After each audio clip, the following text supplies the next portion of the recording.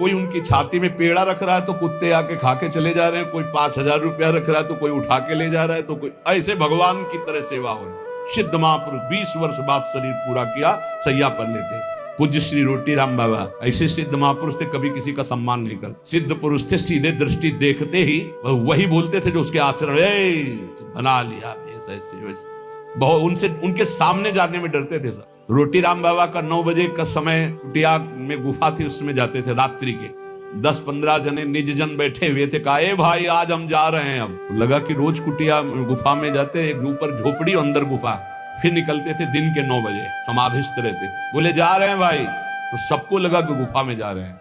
एक थे बहुत बड़े 20-25 लोग राइफल लेके चल, पर उनका स्वभाव यही था, वो सीधे एक्सरा करके बात करते थे जिनसे बात कर। उनकी बेइज्जती हो गई।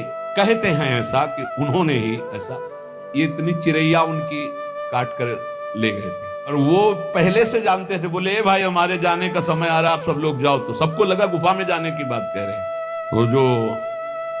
तो कहा कि साधु हो के ये सब, क्या तुझे परमात्मा पर विश्वास नहीं?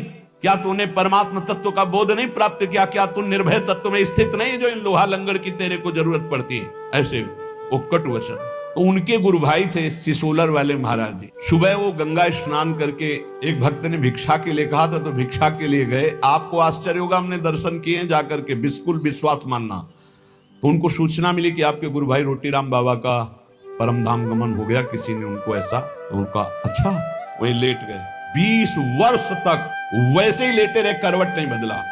20 वर्ष तक। आपको आश्चर्य होगा इसलिए पहले का, और हमें भी आश्चर्य हुआ। तो हम गए थे पैदल, सिसोलर गए थे पैदल, और महाराज के दर्शन किए। बिल्कुल जीवन मुक्त महापुरुष। बस 5-5 मिनट में केवल गर्दन एक बीता उठती थी, ऐसे ऐसे एकदम बड़ी जोर की दृष्टि डालते, उस फिर ऐसे हो जाते। रोज सुबह उनकी पादुका गंगा जल से भींजी हुई और गंगा जी की बालू, और हर समय 200-400 आदमी बने रहते थे। 200-400 कि भाई सुबह तड़के उनकी पादुका भिजो दी गई, थोड़ी बालू डाल दी गई। जिस घर में गए थे घर खाली हो गया, उनको दूसरा नया घर दिया गया, वो केवल उनके दर्शन के लिए था। ऐसी 20 वर्ष महात्मा उठे रहे। आज भी आप शायद है कि आधुनिकता चली है तो आप सर्च करके देखना, सिसोलर के महात्मा जी, उनका चरित्र आ जाएगा, उनके दर्शन।